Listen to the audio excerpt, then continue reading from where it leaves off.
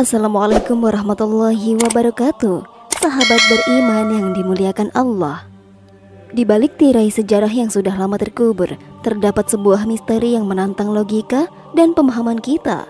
Dalam kitab suci Hindu, terdapat ramalan kuno yang meramalkan kedatangan seorang nabi agung. Menurut ramalan ini, nabi tersebut berasal dari tanah Arab yang tandus dan namanya disebutkan dalam ayat-ayat suci yang terukir dalam bahasa Sanskerta. Sosok terpuji ini dikenal dengan nama Ahmad. Pertanyaannya, siapakah Ahmad ini? Apakah dia adalah Nabi Muhammad yang dikenal sebagai pewaris risalah Islam? Jika demikian, apa makna dari ramalan ini bagi umat Hindu dan Muslim di seluruh dunia? Untuk menjawab pertanyaan ini, kita perlu menyelam lebih dalam misteri yang terkandung dalam ramalan kuno tersebut. Dan marilah kita buka lembaran sejarah yang menyelidiki kebenaran yang tersembunyi di balik ramalan ini. Kitab suci Hindu terbagi menjadi dua kategori utama, yaitu Shruti dan Smriti. Shruti yang berarti yang didengar atau yang diwahyukan, dianggap sebagai firman Tuhan yang terbagi lebih lanjut menjadi dua bagian penting, yaitu Weda dan Upanishad. Weda yang berasal dari akar kata Sanskerta Ved yang berarti ilmu pengetahuan yang tinggi, terdiri dari 4 jenis, yaitu Rigveda, Yajurveda, Samveda, dan Atharveda. Meskipun tidak ada catatan pasti tentang kapan Weda ini ditulis, pendapat berbeda ada di antara para pemuka agama. Asal-usul dan penerima pertama dari kitab-kitab suci Hindu masih menjadi misteri yang belum terpecahkan. Meskipun banyak aspek mengenai asal-usul dan penerimaannya tidak diketahui secara pasti, kitab-kitab ini tetap dianggap sebagai firman Tuhan dan merupakan teks yang paling otentik serta tertinggi di antara kitab-kitab Hindu lainnya. Selain Shruti, yang merupakan kategori kitab suci yang diwahyukan, terdapat kategori lain yang dikenal sebagai Smriti, yang berarti ingatan. Smriti dianggap sebagai kitab suci yang ditulis oleh manusia, khususnya oleh para rishi, dan posisinya dianggap sebagai yang kedua setelah Shruti. Smriti juga dikenal sebagai Dharma Sastra karena kitab ini memberikan pedoman hidup bagi individu, komunitas, dan masyarakat. Salah satu Smriti yang paling penting adalah Purana, yang dalam bahasa Sanskerta berarti kisah kuno. Purana membahas berbagai kisah para dewa serta penciptaan alam semesta. Salah satu Purana yang memiliki signifikansi besar adalah Bhavishya Purana, yang berarti masa depan. Kitab ini membahas berbagai ramalan mengenai masa depan. Dalam kitab suci Hindu, baik Purana maupun Weda, terdapat beberapa ayat yang telah ditafsirkan sebagai ramalan mengenai Nabi Muhammad.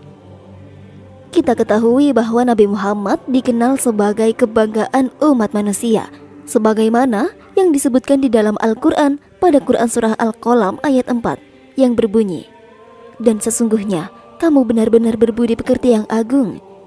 Pernyataan ini menegaskan bahwa nubuat dalam Bhavishya Purana tidak merujuk pada siapapun selain Nabi Muhammad. Di dalam Bhavishya Purana terdapat penjelasan lebih lanjut mengenai ramalan tersebut.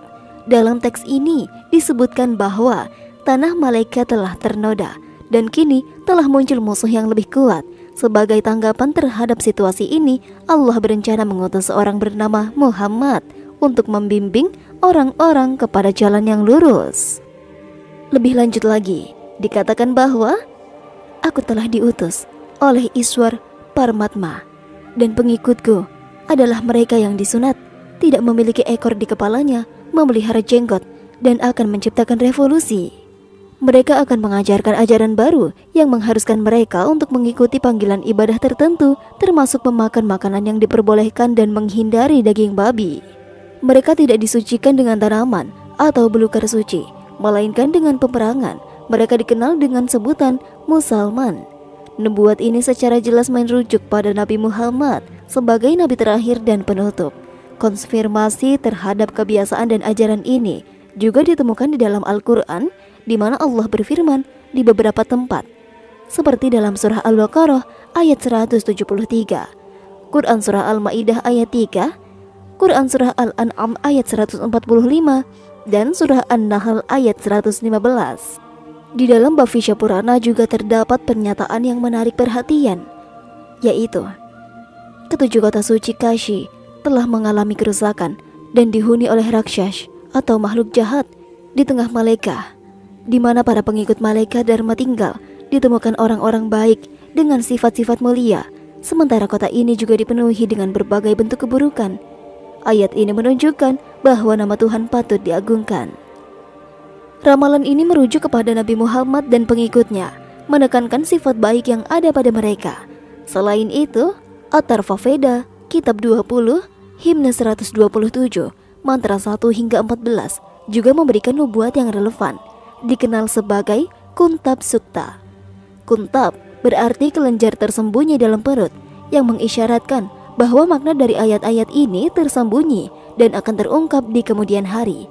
Selain itu, Kuntab juga diartikan sebagai terbebas dari penderitaan dan kedamaian, yang serupa dengan konsep Islam.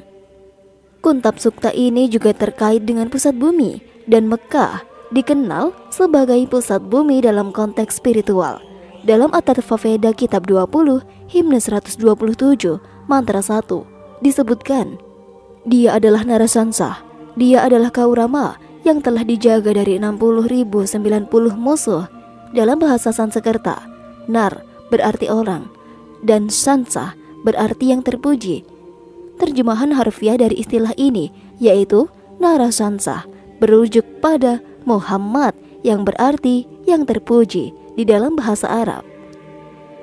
Lebih lanjut lagi, dalam teks Atharva Veda Kitab 20, Himne 127, terdapat pernyataan bahwa sosok tersebut adalah Kaurama. Salah satu makna dari Kaurama adalah Pangeran Kedamaian, yang sejalan dengan julukan Nabi Muhammad sebagai Pangeran Kedamaian. Nubuat ini menyebutkan bahwa sosok tersebut akan dilindungi dari 60.090 musuh. Menariknya, pada masa kehidupan Nabi Muhammad, populasi Mekah yang menentang beliau diperkirakan sekitar 60.000 orang, sehingga menunjukkan kemiripan yang signifikan dengan ramalan tersebut. Mantra 2 dalam himne tersebut mengatakan, dia adalah Rishi, pengendara unta. Dalam konteks ini, Rishi merujuk pada seorang orang suci atau nabi. Sedangkan pengendara unta adalah gambaran yang jarang ditemukan pada Brahma atau Rishi dari India, karena mengendarai unta umumnya dilarang bagi mereka. Dalam Manusmriti bab 11 ayat 202 disebutkan bahwa seorang Brahma tidak akan mengendarai unta atau keledai. Hal ini menunjukkan bahwa nubuat ini merujuk pada seorang nabi dari negeri asing yang tidak terkait oleh aturan-aturan Brahma. Mantra 3 menyebutkan dia adalah Mamah Rishi. Istilah Mamah dalam beberapa tafsiran diartikan sebagai Muhammad, dan dalam konteks lain berarti Rishi Agung. Mantra 4 menambahkan dia adalah Fases Reb. Dalam bahasa Arab, Reb berarti terpuji, yang sesuai dengan nama lain Nabi Muhammad, yaitu Ahmad, yang berarti yang terpuji. Dengan berbagai penjelasan dan interpretasi dari teks kuno ini, kita melihat bahwa ramalan dalam Atharva Veda menunjukkan karakteristik dan detail yang sesuai dengan Nabi Muhammad. Nubuat yang serupa juga dapat ditemukan di dalam Rig Veda Kitab 1, Himne 53, Mantra 9. Dalam himne ini, istilah Susrama berarti dia yang terpuji, sebuah makna yang sejalan dengan nama Muhammad. Selain itu, dalam Agni Mantra 64 terdapat ramalan bahwa Rishi ini tidak akan minum air susu ibunya. Pernyataan ini mengisyaratkan bahwa sosok tersebut tidak akan disusui oleh ibunya, yang sesuai dengan kisah kehidupan Nabi Muhammad, bahwa Nabi Muhammad tidak disusui oleh ibunya sendiri, tetapi oleh Halimah Sa'diyah, seorang wanita dari suku Badui yang mengasuh beliau. Nabi Muhammad juga disebutkan dalam literatur Hindu, khususnya dalam konteks Kalki Avatar, sebuah konsep tentang inkarnasi terakhir dari Vishnu yang diharapkan datang untuk memulihkan kebenaran dan keadilan. Dalam Bhagavata Purana, Khan 12, Adhya 2, Sloka 18 hingga 20, disebutkan bahwa dalam rumah Vishnu Yash, seorang Brahma berhati mulia, ketua dari desa Sambala, akan terlahir Kalki. Kalki ini akan membawa sifat-sifat kebaikan, dilengkapi dengan 8 sifat ruhani yang akan menaikkan kuda putih sambil membawa pedang di tangan kanan. Penjelasan lebih lanjut terdapat dalam Bhagavata Purana Khan 1 Adya 3 Mantra 25 yang menyebutkan bahwa Kalki akan lahir di rumah Vishnu Yash. Kalki Purana juga memuat nubuat tentang Kalki Avatar. Di dalam bab 2 Mantra 4 dinyatakan bahwa Kalki akan lahir di rumah Vishnu Yash, seorang Brahma berhati mulia yang merupakan ketua dari desa Shambhala. Selain itu, dalam bab 2 Mantra 5 disebutkan bahwa Kalki akan dibantu oleh 4 sahabat dalam perjuangannya melawan orang-orang jahat. Mantra 7 dari bab 2 menyebutkan bahwa Kalki akan mendapat bantuan dari para malaikat di medan perang. Lebih lanjut, dalam Kalki Purana bab 2 Mantra 11 disebutkan bahwa Kalki akan lahir di rumah Vishnu Yash dalam rahim Sumati. Dan dalam bab 2 Mantra 15 disebutkan bahwa kelahiran Kalki akan terjadi pada hari ke-12 di bulan Madhav. Secara ringkas, nubuat-nubuat dalam kitab Hindu ini merujuk pada Kalki Avatar. Beberapa aspek penting dari nubuat ini, di antaranya nama ayah. Ayah Kalki Avatar disebut Vishnu Yash. Dalam bahasa Sanskerta, Vishnu berarti Tuhan dan Yash berarti hamba, yang jika digabungkan berarti hamba Tuhan. Dalam bahasa Arab, terjemahan dari hamba Tuhan adalah Abdullah, nama ayah dari Nabi Muhammad. Nama ibu Kalki Avatar bernama Sumati. Dalam bahasa Sanskerta, Sumati berarti ketenangan atau kedamaian. Dalam bahasa Arab, kata ini diterjemahkan sebagai Aminah, nama ibunda Nabi Muhammad. Kemudian tempat kelahiran. Kalki Avatar dikatakan akan lahir di desa Shambhala. Shambhala berarti tempat ketenangan dan kedamaian, dan kita tahu bahwa Mekah juga dikenal sebagai Darul Aman, yang berarti rumah kedamaian. Dan Nabi Muhammad lahir di Mekah. Lalu kelahiran di rumah ketua suku. Kalki Avatar akan lahir di rumah ketua suku desa Shambhala. Nabi Muhammad juga lahir di rumah kepala suku Mekah, yaitu suku Quraisy. Dan yang terakhir adalah tanggal kelahiran. Kalki Avatar diprediksi lahir pada hari ke-12 bulan Madhav. Dan kita tahu bahwa Nabi Muhammad lahir pada tanggal 12 Rabiul Awal. Nubuat tentang Kalki Avatar dalam kitab Hindu menyebutkan bahwa ia akan menjadi rishi terakhir atau nabi terakhir yang dikenal sebagai Antim Rishi.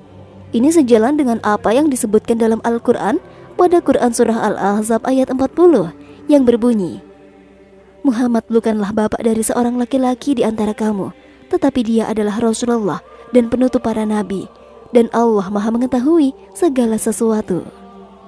Ayat ini menegaskan bahwa Nabi Muhammad adalah nabi terakhir, penutup dari semua nabi.